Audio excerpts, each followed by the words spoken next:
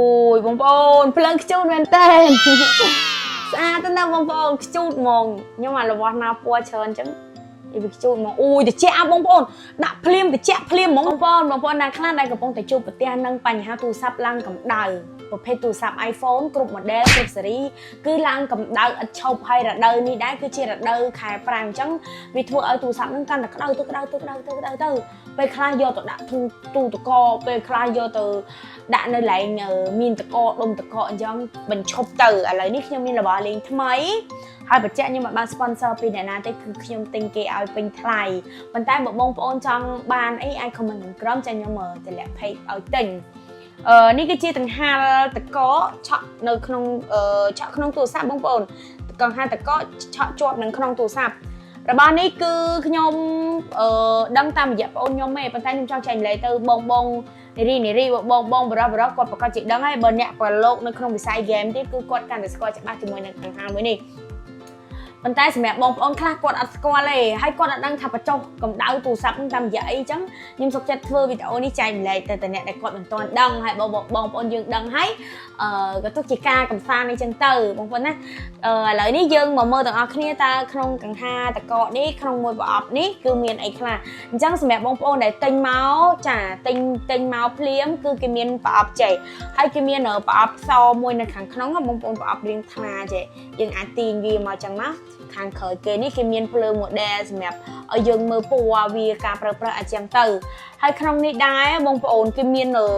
ដុំអីគេខ្លះដែរខ្ញុំលើកទី1ណាខ្ញុំទៅ unboxing នេះចាខ្ញុំទៅ unboxing ខ្ញុំសម្រាប់ជិះធ្វើវីដេអូហ្មងទៅអានេះមានដូចជាអានេះប្រភេទជាបើតាមខ្ញុំគិតអានេះប្រហែលជាដុំឆក់ទូរស័ព្ទអាគេដាក់នៅពីក្រោយក្នុងទូរស័ព្ទ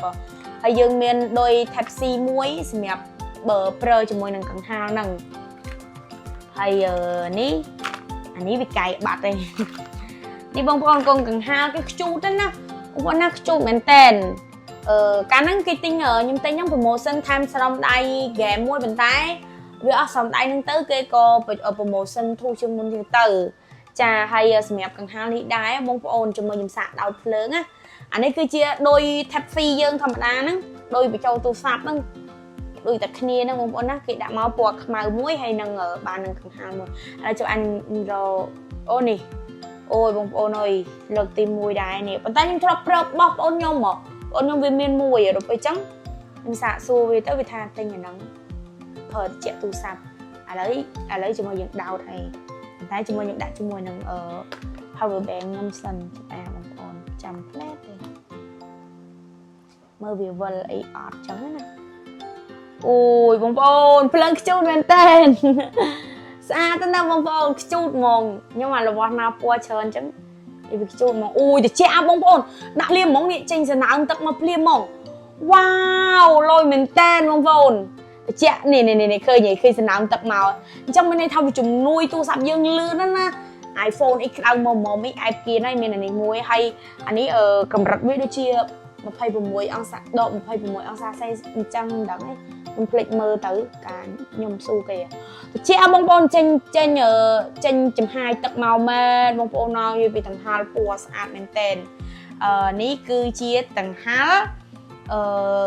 តកឆក់ជាមួយនឹងក្នុងទូរស័ព្ទអញ្ចឹងបងប្អូនលេងព្រួយបារម្ភហើយបងប្អូនណាដែលមានបញ្ហាទូរស័ព្ទឡើងកម្ដៅអី